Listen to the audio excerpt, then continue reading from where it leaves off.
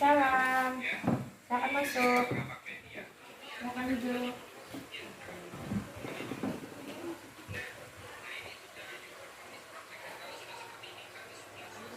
Gimana kabarnya hari ini, Tania? Bagaimana keadaannya di sekolah hari ini? Sebelumnya Ibu mengucapkan terima kasih kepada Tania karena sudah mau berhadir ke ruang BK memenuhi panggilan Ibu. Ibu mau tanya sama Sania, Sania sudah tahu penyebab Sania dipanggil ke ruang BK? Belum tahu. Dan sebelumnya apakah Sania ini pertama kali ke ruang BK? Pertama kali. Oke. Kalau gitu kita lanjut saja ya ke ruang konseling ya. Silakan duduk. Ya, duduk yang rapi. Rapi. Oke, kita santai aja ya, jangan terlalu tegang. Oke. Ya, tadi sudah Ibu tanyakan kabar dan kakak kamu. Selanjutnya kita mulai ya kegiatan konseling individual. Relax aja ya, duduknya santai aja. Nah, jadi sebelum memulai konseling individual pada hari ini, kita berdoa terlebih dahulu agar diberikan kelancaran dan kemudahan selama proses konseling. Baik, apakah Sania atau Ibu yang mau memimpin doa? Nah, Ibu aja. Oke, ya kita berdoa dalam hati aja ya. Ya, berdoa mulai.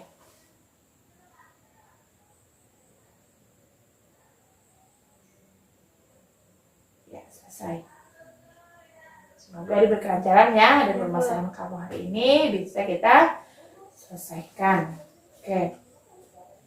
Nah, jadi sebelumnya di sini Ibu akan menjelaskan tentang apa itu layanan konseling individual.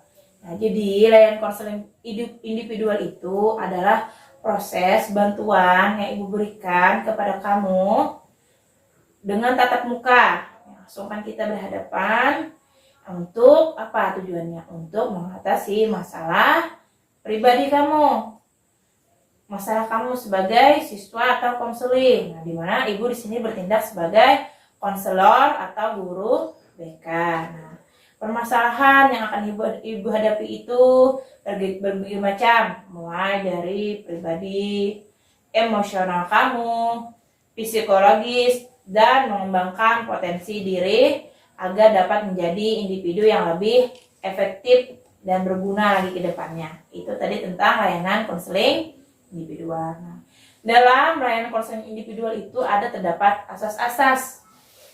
Nah, yang pertama ada asas kerahasiaan. Jadi dari asas pertama itu kerahasiaan. Nah, bila kamu bercerita atau menceritakan permasalahan kamu kepada Ibu, kamu dijamin akan aman. Nah, akan Ibu rahasiakan apapun itu. Kenapa? Supaya cerita yang kamu ceritakan itu tidak sampai kemana-mana. Cukup Ibu dan kamu percaya dengan Ibu. Selanjutnya ada asas kesukarelaan. Nah, asas kesukarelaan itu kamu dengan senang hati menceritakan permasalahan kamu tanpa adanya paksaan ataupun hasutan dari yang orang lain atas siapapun itu. Ini atas diri kamu sendiri, kemauan kamu sendiri menceritakan permasalahan kamu. Selanjutnya ada asas keterbukaan. Asas keterbukaan itu kamu harus terbuka dengan permasalahan kamu. Tidak boleh ada yang ditutup-tutupi. Jadi kamu dari awal sampai akhir menceritakan permasalahan yang ingin kamu selesaikan bersama Ibu harus terbuka. Nah, selanjutnya ada asas kegiatan. Nah, jadi asas kegiatan ini ada hal yang kita lakukan dalam proses konseling ini. Selanjutnya ada asas kemandirian. Nah, diharapkan dengan adanya konseling ini kamu lebih mandiri lagi dan bisa menyelesaikan permasalahan kamu. Nah, asasnya kekinian. Selanjutnya, asas kekinian itu berdasarkan pengalaman kamu yang terjadi sekarang, bukan yang sudah lampau atau yang sudah telah berlalu. Nah, sampai situ ada yang kamu tanyakan untuk asas-asas? Sudah paham? Oke. Nah, selanjutnya kita kontrak layanan. Nah, layanan konseling individual ini kita memerlukan waktu 1 JP, yaitu 30 menit. Nah, baik, kalau sudah tidak ada pertanyaan, kita langsung mulai konseling kita ya. Oke. Nah, pertama di sini ibunya menyampaikan bahwa dipanggilnya kamu ke ruang BK ini karena ada laporan dari wali kelas maupun teman sekelas kamu bahwa kamu Sania terkadang sering ya marah-marah di kelas dan kadang itu menimbulkan permasalahan di kelas. Dan itu kadang membuat teman kamu bisa tersinggung dan mereka takut dengan kamu yang suka marah-marah tersebut Sania. Nah, dari rapat itu juga, tidak jarang teman sekelas kamu menilai kamu marah itu karena hal yang sepele. Permasalahan yang dibuat marah itu hal-hal yang sepele kata teman-teman kamu. Nah, dan beberapa terakhir juga terhitung dari kelas kamu 8 ini sudah kedapatan marah-marah dengan teman sekelas itu sudah beberapa kali laporannya ya, sampai ke ibu. Dan itu membuat takut teman sekelas kamu dengan sikap kamu itu. Oke. Nah, terhitung kan dari kelas 8. Nah, padahal sebelumnya ini dari catatan ibu, kamu ini termasuk siswa yang belum pernah bermasalah waktu kelas 7. Nah, tidak pernah memiliki masalah dan baik-baik saja. Untuk kehadiran kamu baik, untuk absensi kamu baik. Tapi dari ini permasalahan kamu dengan teman kamu ini yang baru kelas 8 ini, ibu lihat. Padahal kamu ibu lihat terkenal sebagai anak yang baik dan ceria sebelumnya waktu kelas 7. Jadi dari laporan itu Sania, ibu ingin tahu lebih jauh dan lebih dalam lagi kenapa sih sebenarnya gitu. Nah, kalau ibu boleh tahu apa sih penyebab Sania sekarang yang menyebabkan Sania menjadi pribadi yang mudah marah dan tidak lagi disenangi oleh teman-teman? Bisakah Sania menceritakan dengan ibu? Bisa, Bu. Ya.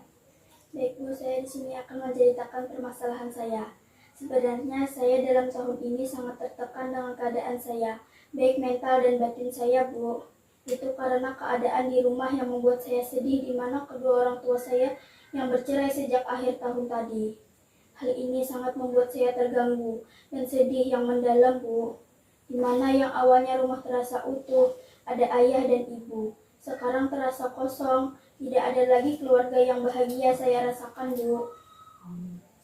Baik, berarti itu permasalahannya ya, karena keadaan kedua orang tua yang bercerai tadi. Oke, kalau ibu boleh tahu, sekarang ayah dan ibu Sania tinggal di mana? Dengan keluarganya masing-masing. Oh, dan keluarga masing-masing.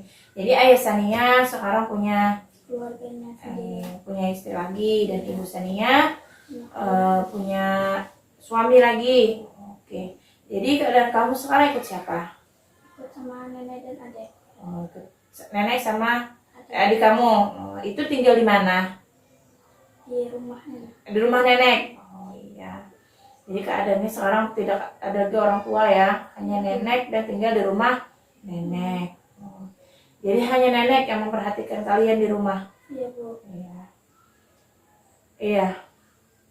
Baik, setelah ibu mendengar cerita kamu, ibu merasa kamu pasti sangat terpukul dengan keadaan kamu ya. Ibu memahami keadaan kamu sekarang. Pasti sangat sulit bagi kamu untuk melewati setiap harinya karena yang awal mula keluarga itu utuh bersama. Karena permasalahan itu tadi dari kedua orang tua kamu tidak lagi merasakan keluarga yang utuh. Kalau ibu boleh tahu, itu kan tadi permasalahan kamu yang membuat kamu marah-marah tadi karena kedua orang tua kamu kan. Nah, itu kan pasti sakit yang mendalam dan Iya, Bu. terpukul. Tapi kamu kan meluapkannya ke teman-teman sekolah. Iya. Apa sih tindakan kamu biasanya ke teman-teman kamu di sekolah tuh? Biasanya saya suka marah-marah di kelas dan suka mengganggu teman. Mengganggu teman. Oke, itu tindakan yang membuat teman-teman kamu merasa tidak nyaman ya. Oke, ketika kamu mengganggu teman atau melakukan lah ibarat emosi kamu tuh, apa sih yang kamu rasakan sebenarnya? Apakah kamu merasa puas atau apa? Saya merasa tidak tenang dan tidak damai dalam hati saya, Bu. Jadi sebenarnya ketika kamu mengejek, kamu mengganggu teman itu sebenarnya dalam hati kamu merasa tidak tenang sebenarnya Iya, Bu. dan tidak damai. Tapi tadi karena permasalahan kamu ini tadi yang emosi kamu yang terpendam, hati kamu yang sakit hati, sehingga kamu meluapkannya kepada teman-teman. Oke. Jadi setelah ibu menawarkan identifikasi masalah yang kamu hadapi, rasa sedih yang mendalam karena keadaan orang tua di rumah, dan terluapkan kekesalan itu terhadap teman-teman di sekolah. Nah, jadi selanjutnya di sini ibu akan memberikan treatment tentang kelola emosi kamu. Dari permasalahan yang kamu hadapi, tentunya kita tidak mungkin dengan mudah menghilangkan rasa sedih yang mendalam itu. Nah, kecewa mendalam dari permasalahan, tapi tidak dapat mengelola emosi dengan baik. Nah, supaya dari emosi kamu itu tidak terjadi hal-hal, kan pasti kamu merasa kan tidak nyaman, tidak tenang mengganggu teman-teman. Supaya dari emosi yang kamu rasakan ini tidak menjadi hal-hal yang tidak baik bagi dirimu sendiri. Nah, ibu akan membantu kamu untuk mengendalikannya ya dari sekarang. Ya, kita mungkin tidak bisa untuk menghilangkan emosi tersebut karena kamu ada masih perasaan dari dalam diri kamu, tapi kita harus bisa mengendalikan emosi itu tadi. Bagaimana emosi yang awalnya dalam diri itu tidak baik menjadi emosi yang baik. Oke. Nah, tapi kita harus ingat kembali, di sini ibu hanya membantu kamu. Nah, memberikan bantuan atas permasalahan yang kamu hadapi. Jadi semuanya kembali lagi kepada diri kamu sendiri. Ingin tidak menyelesaikan permasalahan ini? Benar-benar tidak ingin semuanya ini cepat berlalu? Ya? Setuju? Setuju. Baik, kalau kamu setuju. Nah, sekarang kita bahas dulu apa sih tentang kelola emosi itu. Oke? Nah, jadi sini ibu jelaskan sedikit ya tentang kelola emosi dari buku ibu ya. Nah, oke. Nah, jadi di sini, nah, oke, nah, ibu jelaskan dulu ya, kamu mendengarkan ini. Kelola emosi adalah kemampuan untuk mengenali, memahami, menerima, mengontrol, dan mengekspresikan emosi diri secara sehat dan konstruktif, baik dalam situasi positif maupun negatif. Tujuannya adalah agar dapat merespon tuntutan lingkungan dan kejadian dalam cara adaptif dan tepat demi menjaga kesehatan mental, kualitas hubungan, dan kemampuan mengambil keputusan yang baik. Nah, aspek-aspek penting dalam mengolah emosi, pertama kamu harus bisa mengenali emosi kamu. Nah, kamu harus tahu emosi kamu ini yang kamu rasakan, emosi positif, negatifnya itu kamu harus tahu. Ya, Bu. Pertama. Kedua, memahami emosi. Nah, kamu harus memahami dampak dari emosi tersebut, serta bagaimana emosi tersebut bisa mempengaruhi pikiran dan tindakan yang akan kamu lakukan. Selanjutnya, menerima emosi. Menerima emosi sebagai bagian dari pengalaman manusia. Nah, setiap manusia pasti pernah mengalami emosi. Ibu juga pasti pernah. Kamu juga pasti pernah. Jadi bukan sesuatu yang harus dihindari atau ditekan ya emosi itu. Tapi kamu harus memahami emosi ini apa. Dan itu sebagai bagian dari pengalaman. Selanjutnya, cara kamu mengatur emosi. Mengatur emosi itu harus mengatur intensitas, durasi, dan ekspresi emosi agar sesuai dengan konteks, situasi, dan tujuan pribadi. Selanjutnya, mengekspresikan emosi, menyalurkan emosi dengan cara yang tepat dan tidak merugikan diri sendiri maupun orang lain. Nah, itu harus bisa juga mengekspresikan emosi.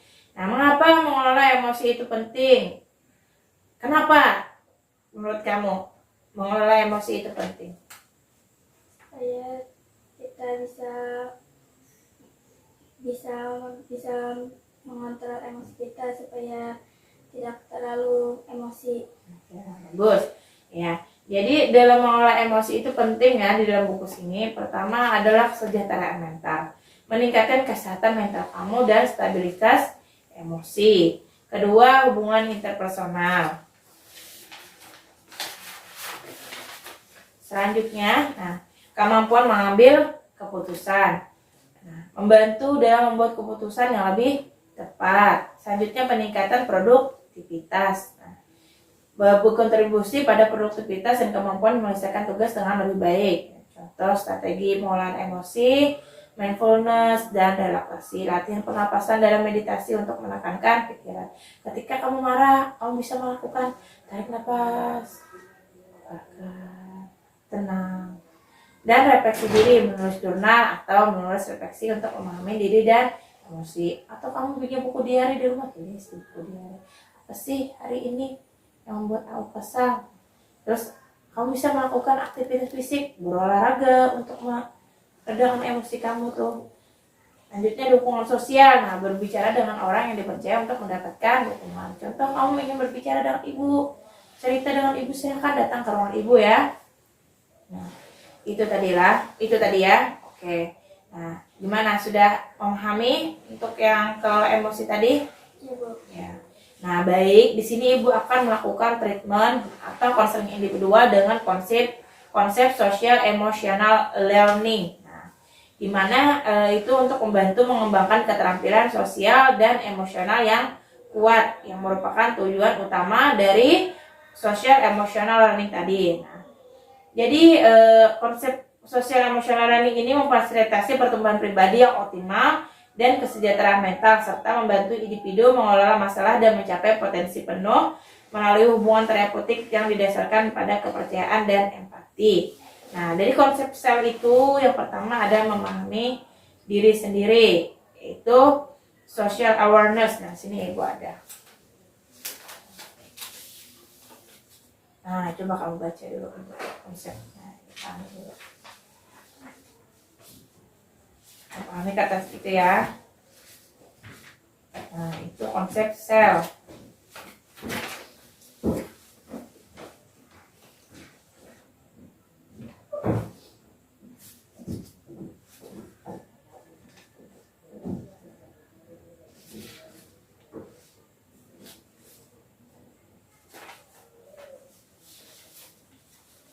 Itu tentang konsep sel ya.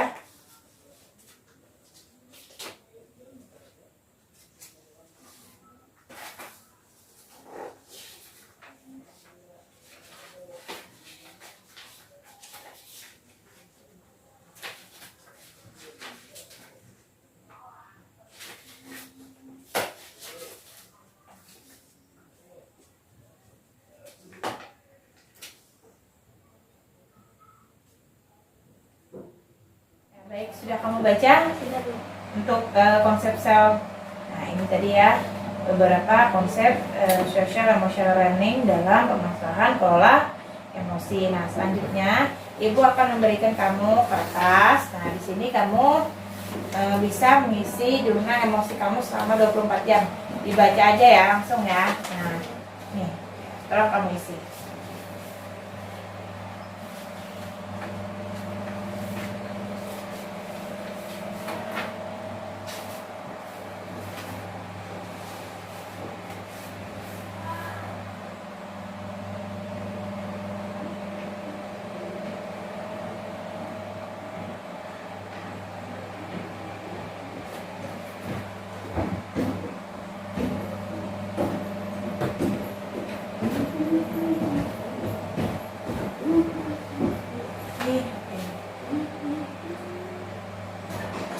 Nih, kamu tulis konsentrasi sama.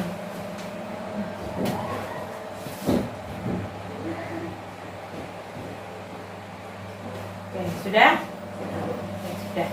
Sini.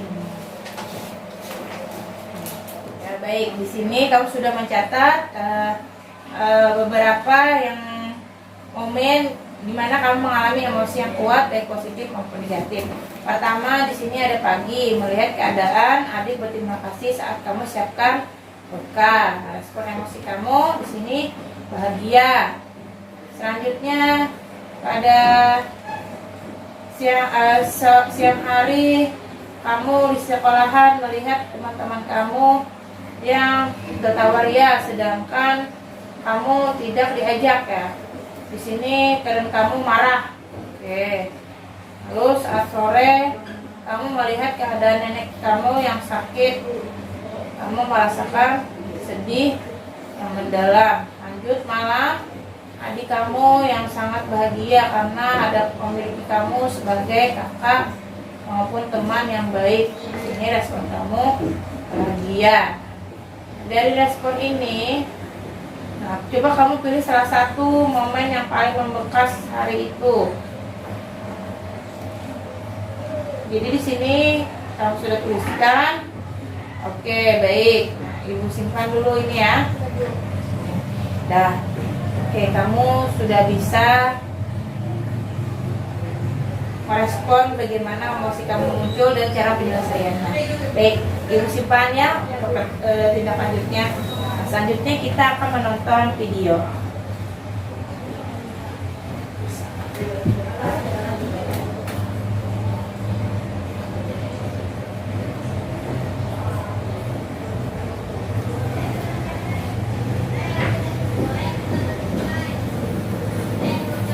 Atau waktu dimana lo tuh sedih banget sampai lo tuh malas ngapa-ngapain, maunya tidur aja di hari. Pernah gak sih ada waktu dimana lo tuh marah banget sampai ngebentak-bentak temen lo dan ngomongin jahat ke mereka, yang sehabis itu biasanya kemarahannya tuh lo sesali banget gitu.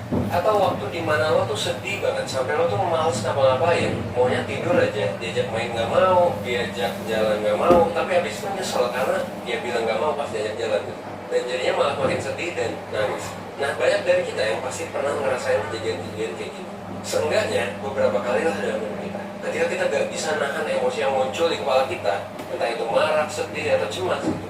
Nah, kalau hal kayak gitu terjadi, biasanya pertanyaan-pertanyaan yang muncul ke diri kita adalah, kenapa ya gue nangis banget? Padahal bisa aja gue gak kayak gitu. Atau kenapa ya gue marah banget? Kenapa ya sampai gak terkontrol tadi? Padahal bisa aja gue gak ngelakuin itu dan semuanya bakal jadi gak apa-apa. Well, kalau ngomongin tentang hal-hal kayak gitu, kita itu sebenarnya lagi berbicara tentang masalah regulasi emosi.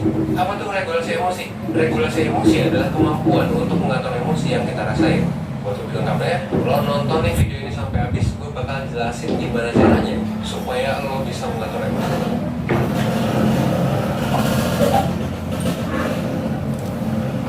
Nah, pasti lo yang pernah nonton video gue sebelumnya tentang emosi bakal nanya, lah katanya emosi itu gak bisa dikontrol. Emangnya emosi itu bisa kita ubah ya? Well, jawaban dari pertanyaan itu adalah betul. Emosi itu sifatnya otomatis dan emosi itu gak bisa kita ubah atau atur seenaknya. Contohnya gini, kalau lo diputusin pacar, anggap aja lo punya pacar ya, maka ya respons normalnya lo cenderung akan sedih kan? Sama juga kasusnya kalau lo tiba-tiba diserobot orang pas lagi ngantri di minimarket atau transportasi umum, ya respons normalnya adalah lo akan ngerasa kesel dan marah. Oke, nah itu tadi ya video yang sudah kita tonton tentang cara kita mengolah emosi.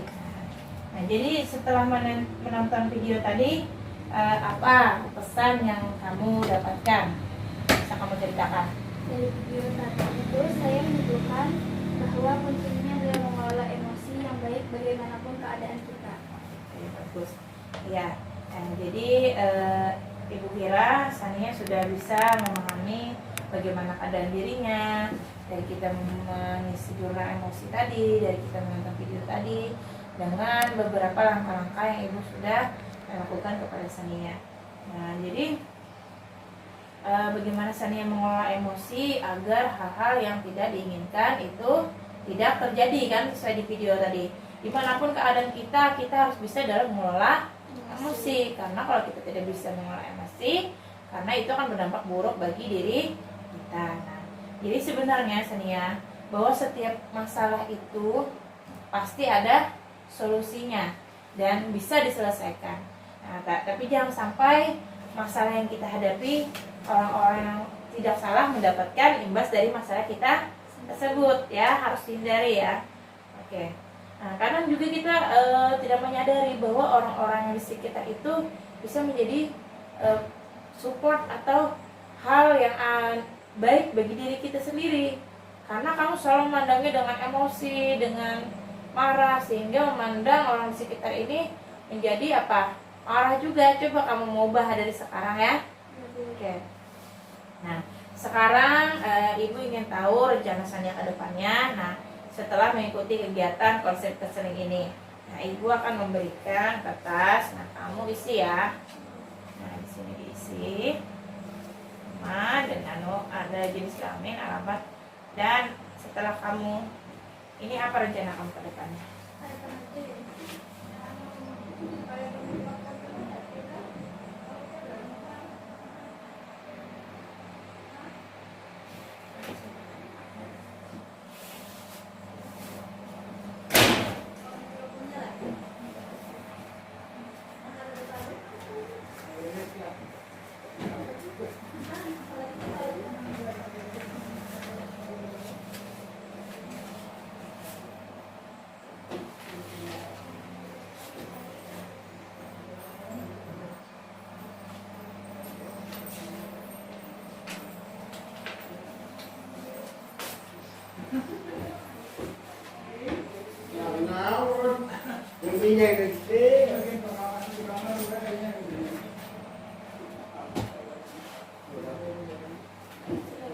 Udah.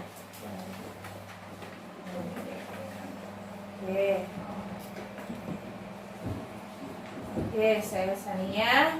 Jadi rencana kamu ke depannya, saya berjanji tidak akan marah-marah lagi, dan saya berjanji akan lebih baik lagi dan tidak akan mengganggu teman-teman. Saya akan lebih bisa dalam mengendalikan emosi saya agar kedepannya itu tidak berdampak buruk bagi diri saya sendiri. Oke, bagus. Nah, Ibu menghargai sudah dengan usaha Sania, dengan rencana Sania ke depannya sudah bagus ya. Nah, semoga Sania bisa berkomitmen dengan baik untuk ke depannya dan terlaksana. Oke. Nah, selanjutnya Ibu akan mengevaluasi dari tahap awal, tahap inti, dan tahap akhir. Jadi tahap awal tadi sudah berjalan dengan baik, tahap inti sudah Ibu sampaikan, dan tahap akhir ditutup dengan rencana kamu ke depannya. Sudah kamu isi, Ibu akan simpan. Selanjutnya Ibu akan memberikan kamu kuesioner tentang evaluasi kepuasan kamu tentang konseling individual hari ini. Silakan kamu isi ya. Tolong.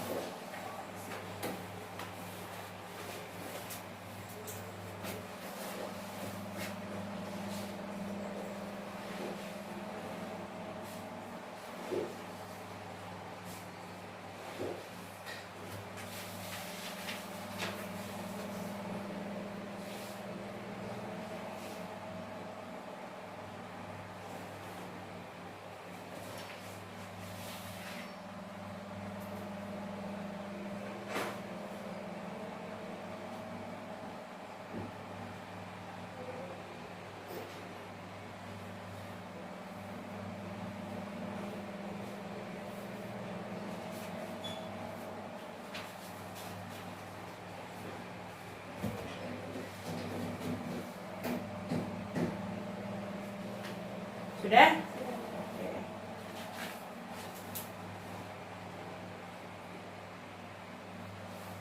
Ya, baik. Terima kasih sudah mengikuti kegiatan proses konseling individual hari ini dengan baik. Semoga apa yang kita lakukan itu bisa bermanfaat dan bisa kamu laksanakan ke depannya. Mari kita bersama-sama mengucapkan Alhamdulillah. Alhamdulillah. Baik, karena sudah berakhir kegiatan kita hari ini, Sania bisa kembali ke ruangannya. Nanti akan Ibu hubungi lagi tentang tindak lanjut ke depannya. Kita akan melakukan pertemuan kembali bagaimana keadaan Sania dalam 1 minggu ke depan atau 1 bulan ke depannya. Baik, ya terima kasih.